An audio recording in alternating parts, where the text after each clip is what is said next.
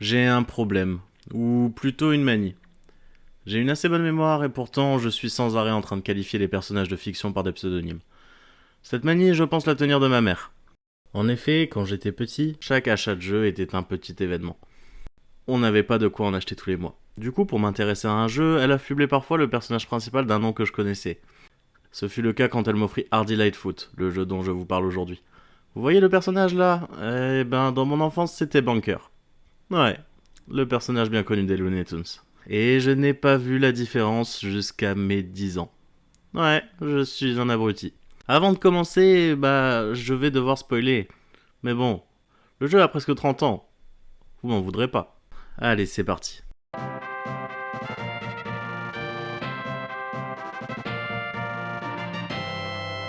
Hardy Lightfoot nous met dans la peau d'un renard, je crois, accompagné de son pote qui doit être un croisement entre Kirby et un Schtroumpf, et qui s'appelle Peck. Peck! À peine a-t-on appuyé sur Start qu'on nous lance le prologue. On est lâché dans une grotte pour apprendre à contrôler notre personnage. C'est assez classique, se baisser, sauter, se dresser sur sa queue pour mener sa meilleure vie. Ce qui nous permettra de rebondir dessus pour sauter plus haut. On peut aussi pousser, tirer, ramasser les objets, et... Qu'est-ce que c'est? ça doit bien servir à quelque chose. Premier problème de maniabilité, pas de bouton pour courir. On doit prendre son élan, mais on s'y fait très vite. On finit assez vite ce niveau, devant des statues menaçantes et une tablette. Je ne sais pas ce que c'est, mais il a l'air vachement content. Et on a droit à notre première cinématique, avec une ombre dans un château qui ordonne à une taupe viking de sauter en arrière. Ouais. Cette cinématique se poursuit sur Hardy, je suppose que c'est son prénom, qui va voir Gandalf pour lire la tablette qu'on lui a ramenée. Et... ah, le jeu est en anglais. 107 ? Le vieux monsieur, Gandalf. si tu veux.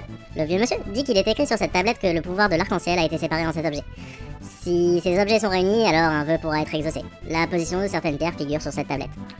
Ouais, en fait, c'est les Dragon Ball, quoi. Cool. Je suppose qu'on va partir à leur recherche, alors. Ah, le village d'à côté est attaqué, coupant court à la conversation. Notre cher personnage s'y rend donc à toute berzingue, dans une cinématique de transition spectaculaire qu'on retrouvera dans certains niveaux. C'est donc en toute logique que le premier niveau se déroulera dans le village en flammes, suite à l'attaque du gang des Flappy Birds. Ouais.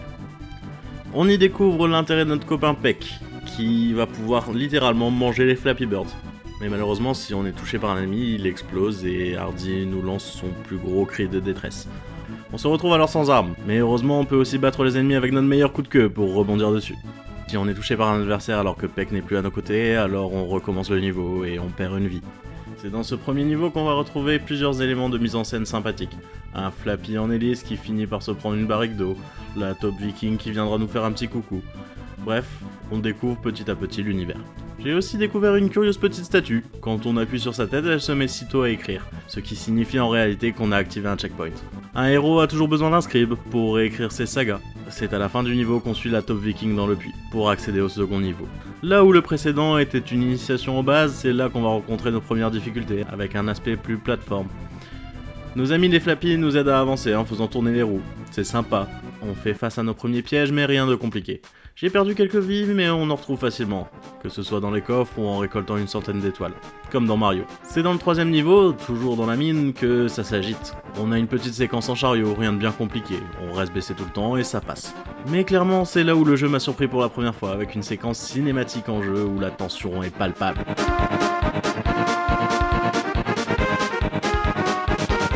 Top Viking vient nous rejoindre et c'est l'heure d'affronter notre premier boss. Rien de complexe, encore une fois.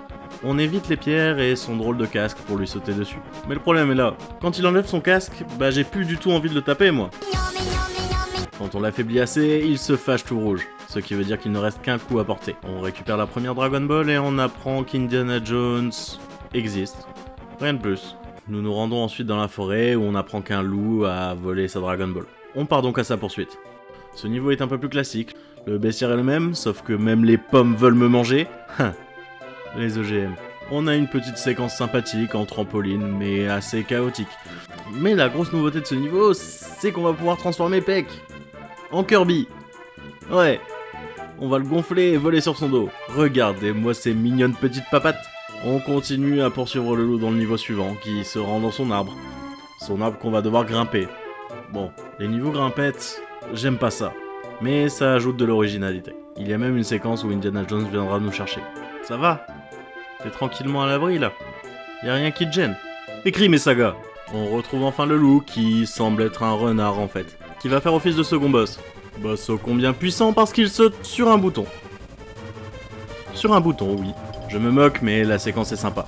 En fait, chaque bouton est relié à un gant de boxe de la même couleur. À chaque fois qu'on va se retrouver face à un gant de boxe, le boss va appuyer sur le bouton à la couleur associée. A nous d'être assez rapide pour appuyer sur le bouton qui lui en affligera à lui. C'est spécial mais assez jouissif. Même vaincu, il nous la fera à l'envers, car en fait le loup qui est un renard, ben c'est Batman en fait. Batman qui... Oh. Bah c'est dommage. Et toi tu le suis. Avalé par un ver géant, on continue à poursuivre Batman, dans un niveau qui respire la sympathie avec des flappies digérés. On évite les dents et le suc digestif pour se laisser glisser sur des... choses. Pour enfin trouver Batman. Tout ça pour ça. Bon bah une Dragon Ball en plus. On finit par sortir du ver géant en... Mais comment t'as fait ça toi? Pour se retrouver enfin dans la pyramide. Niveau où l'on fera face à encore plus de pièges. Des petites subtilités, genre la lumière qui baisse quand on mange un des flappies à la bougie. Ou encore les murs qui te tombent littéralement dessus. Et une séquence que je n'ai jamais réussi à réaliser sans perdre une seule vie. On finit par affronter un génie menaçant, que j'appelle Monsieur Propre. Pour le vaincre, il suffira de filer un coup à sa lampe, pour ensuite se faire chourer sa Dragon Ball par une souris, qu'il faudra attraper pour la récupérer et se diriger vers la sortie pendant que le plafond nous tombe dessus. C'est la bonne ambiance. Heureusement, Indy est là pour nous tenir la porte. On sort de la pyramide avec un flashback émouvant, mais on ne tarde pas trop à reprendre notre route et se faire intercepter par des pirates. Alors qu'un loup, cette fois un vrai, dit à l'ombre mystérieuse qu'on est vachement content.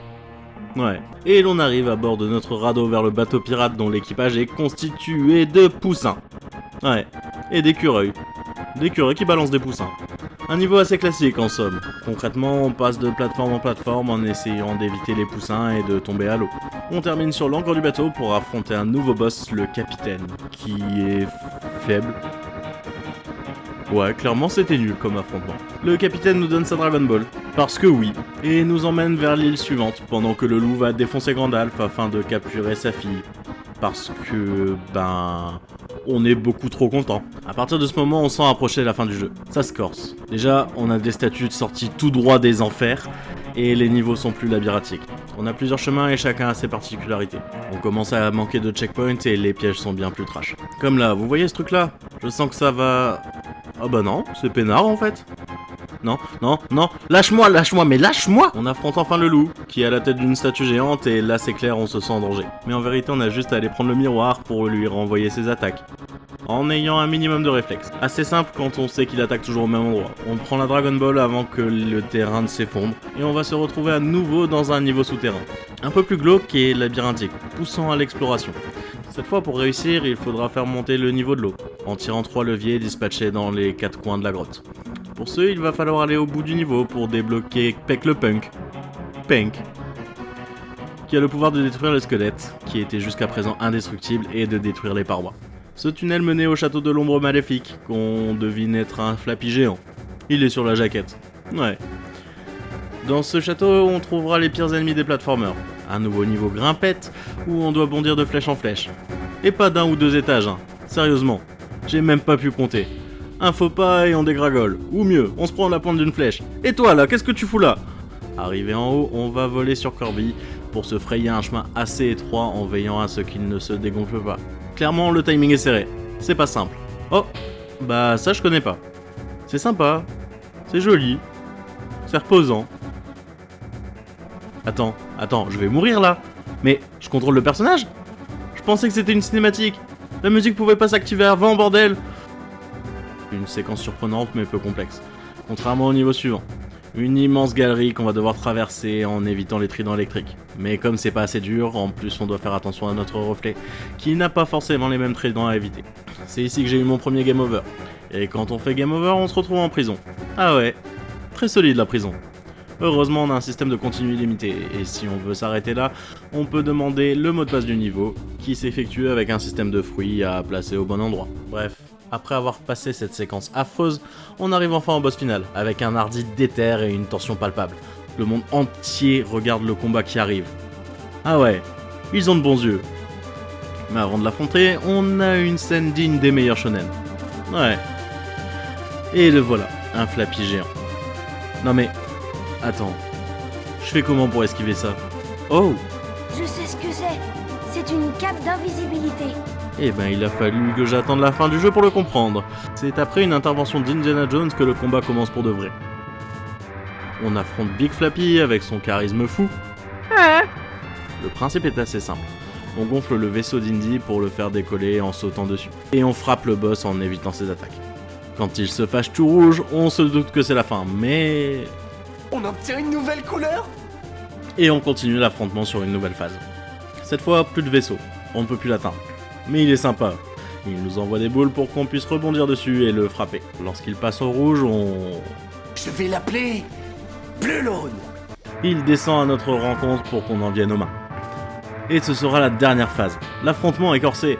Assez simple dans les grandes lignes, mais quand on n'a que de vie, c'est tout sauf évident. On est content, de nouveau, mais on redevient triste. Car on se rappelle que notre ami est mort juste avant, sans se soucier d'Indy, qui est officiellement un monstre de la nature et qui devrait d'ailleurs être le héros principal. Ce dernier nous ramène le dernier Dragon Ball pour invoquer Shenron, qui était sur un tournage des Wings, pour enfin ressusciter notre ami et... pour finir, on est content. Hardy Lightfoot est vraiment l'un des titres qui a rythmé mon enfance. Ce n'est pas un grand jeu, mais toutes ces petites mises en scène, ces cinématiques qui n'ont pas de transition avec les séquences de jeu, sa mini-carte, ses musiques et toute son ambiance m'a vraiment laissé une trace dans mon cœur de joueur. Il est bien dosé, pas trop facile mais pas trop dur. Mais j'avoue que je n'en ai vu la fin que récemment. Petit, je ne passais pas le château, alors qu'aujourd'hui il ne me faut pas beaucoup plus d'une heure pour finir le titre. Et de temps en temps encore, il m'arrive de le parcourir pour le plaisir, juste afin de retrouver mon petit bunker.